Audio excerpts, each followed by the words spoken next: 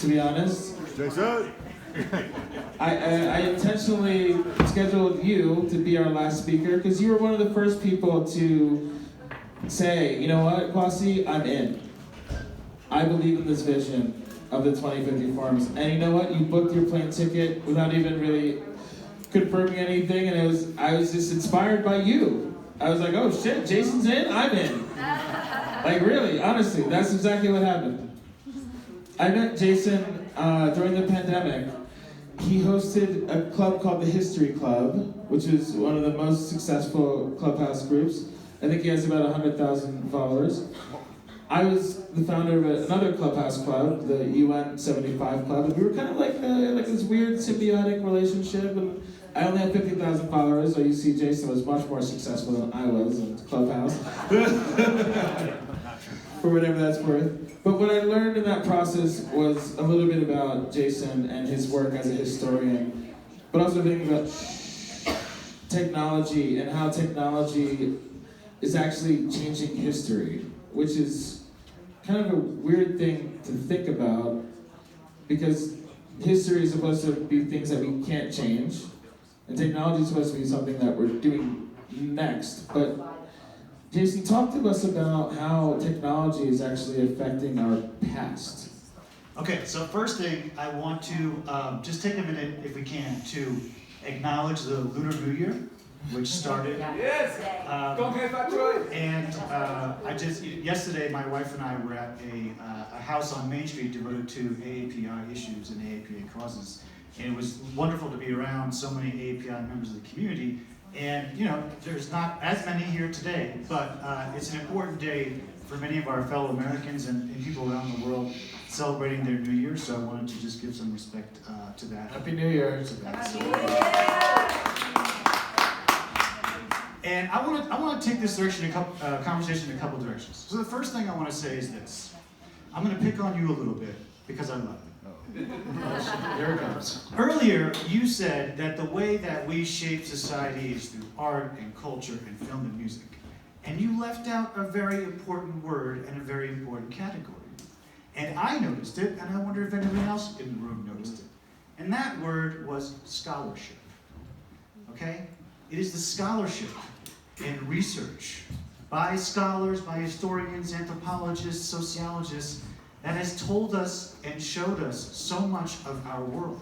The scholarship that has been done for decades and decades, centuries in fact, is the foundation upon which much of our current knowledge exists, right? And yet, when we come to these conferences like South by Southwest and Sundance and others that I've been to, scholars are virtually invisible. Historians are virtually invisible. How many historians are speaking at Sundance this year? I think there's at least one. Right? How many speak at South by Southwest? How many get invited to be in the conversation with tech? Right? So I think one of the reasons I wrote this book, one of the reasons this book is called History Disrupted, is because so much of our modern sensibilities are obsessed, perhaps rightly so, with technology, with film and music and media entertainment. And we forget to invest in, we forget to support scholarship in the humanities, which makes so much of this possible. And here I'm going to quibble with my other friend from Utah who's not listening to me right now, but I'm going to pick on her as well. Because she challenged, what does government do better than anybody else besides defense? How about fund the humanities? The National Endowment for the Humanities funds hundreds of millions of dollars worth of scholarship every year.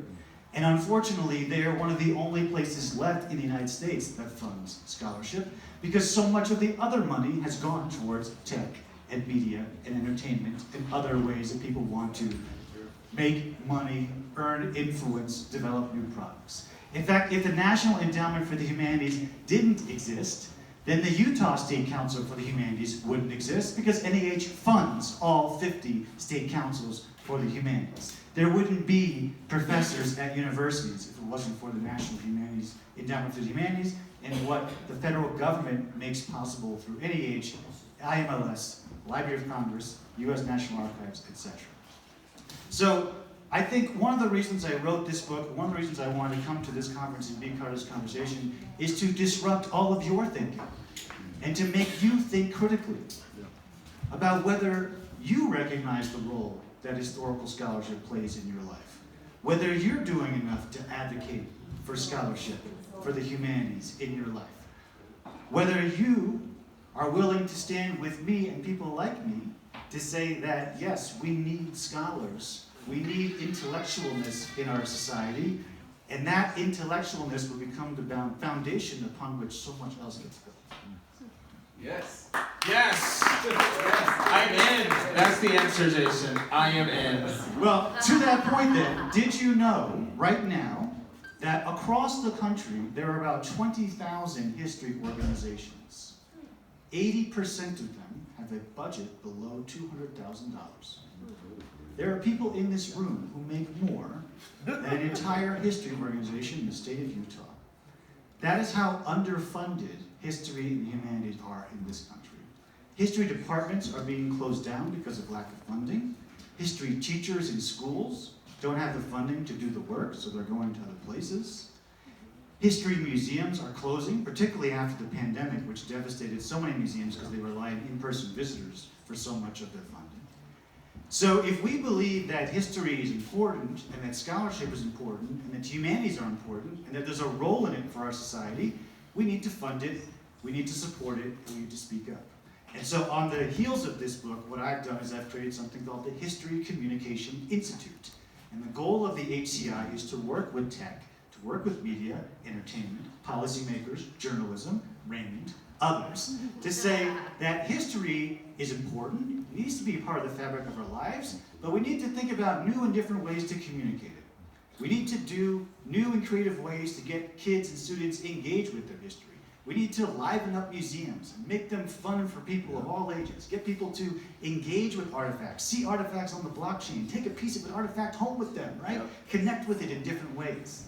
And so that's what I want to do because I'm worried about the future of history. I'm worried that history might have been so disrupted that it's actually going to disappear. And I know that the only way we're going to bring it back and save it is by working together collaboratively with other stakeholders. Nice. Love it. Wow. I think that's it. Are we done? Are we good? No, Jason, I gotta say, brother, that you're one of my favorite people on earth. This is your book, History Disrupted, and I was lucky enough to be at the launch of it in Philadelphia. This guy's done 93 speaking gigs. This is 94, correct? No, I did one for the Smithsonian a couple days ago. So So it's 95. 95. Jesus, I can't even keep track. 95 speaking gigs. This is all over the world. Because this book is changing the way we're thinking about technology and history. Very simply. Yeah, I was fortunate to be the keynote speaker at NSA, National Security Agency. It's a really cool thing to scary thing to walk into NSA and see your face everywhere. It's like, am I wanted? Are they after me or something? Or am I? Yeah. So, but I got to go to Europe. I spoke to the European Parliament about the book. And the reason that the book has touched nerve, I think, is because what you said earlier, right? We've thought so much about how social media has changed our journalism, it's changed our politics, it's even changed the way we talk about public health. But no one had written a book about how social media has shaped what we know about history. And this seemed to me like a very glaring piece of the puzzle. How do we understand our world if not for history? How do we understand social media's effect on our world if we don't think about how it's changed our views of the past? So that's why I wrote the book, and you'll be glad to know it's only 168 pages. So you can learn all about the internet and history in 168 readable pages. But it has struck a nerve. I've done lots of media about it, I've done lots of government stuff about it, and I've done festivals about it. But I think the real point here is, again, to make sure that history and humanities are part of the conversation. And that is what I repeat everywhere that I go. And I saw this firsthand when I worked on Capitol Hill. I worked at the Library of Congress for 7 years. Another thing that the government does better than anybody else. Library of Congress. Libraries, go government. The Library of Congress actually enables all the other libraries to happen because they use our cataloging system. So the catalog system from the Library of Congress is actually used by every other library in the world, especially in the United States. Also, the Library of Congress sends books for free to prisons for inmates. People don't know we do that. Wow. But I saw on Capitol Hill, meeting with policymakers and congressional staff, that historians were never invited into the conversation. And so this has been a passion of mine for a while, and I think that historians have a lot to contribute to tech. You know, particularly thinking about the panel that happened earlier, like this notion of informed consent. Well, sometimes you don't actually know what the consequence of a technology is until 20 years later. So how can you have informed consent about something that hasn't happened or will not happen for 20 years? History allows us to see that. History allows us to see long-term consequences, how things play out over the long term. The longue durée, as Brodel once said. If you're not factoring that into the equation, then you're operating with one hand tied behind your back. And so, one thing we've also seen is how whenever a new technology comes out, it always creates inequalities. History shows us that, right? So when we're thinking about a technology or a new platform that's coming out, we also have to take cues from history and say, how is this going to create winners and losers? And how are those losers going to be disproportionately affected? And how is it going to set them back, not just for this generation, but future generations? How is it going to create wealth inequalities? How is it going to create social inequalities? Technologies reorder and shape our world. And if we don't think about that, then we're not thinking historically and we're not making good decisions. Truth. Jason, so I think you just be, I don't even need to be here. No. This book is called History Disrupted. Jason Steinhauer is the author. This guy is a scholar and a gentleman, and a person I'm happy to call a friend. Check this book out. It will help you reshape your thinking about all this stuff. Unfortunately, we're not going to be able to take questions because we have to have Max Louise join us on stage. Jason, how can people find you? And actually, Jason Coin is available, which is your cryptocurrency, correct? So, real quick, so I brought a few copies of the book. Now, I'm an independent author. I'm a scholar at the Wilson Center. So one of the ways that I support myself is I sell books. So if you wanted to purchase a book from me afterwards, please feel free to do so. But if you don't, I don't take it personally. You can find me on many platforms. Just search my name. I've got a website. I've got social media. I've got all this Jason, stuff. how do you spell your name specifically? Well, it's on the cover of the book. So if you get the book. Einheiher. Yeah. And so I'd love to stay in touch with any and all of you, and thank you for listening. Jason Coin. Jason, thank you for being here. I think we need a picture, bro. Let's do it.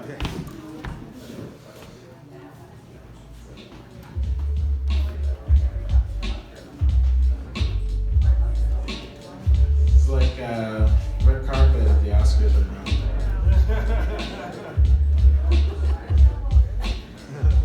You know, Jason, you were one of the first people I thought about when I decided to do this project. I'm honestly just... That's why I made you the closer, bro. So,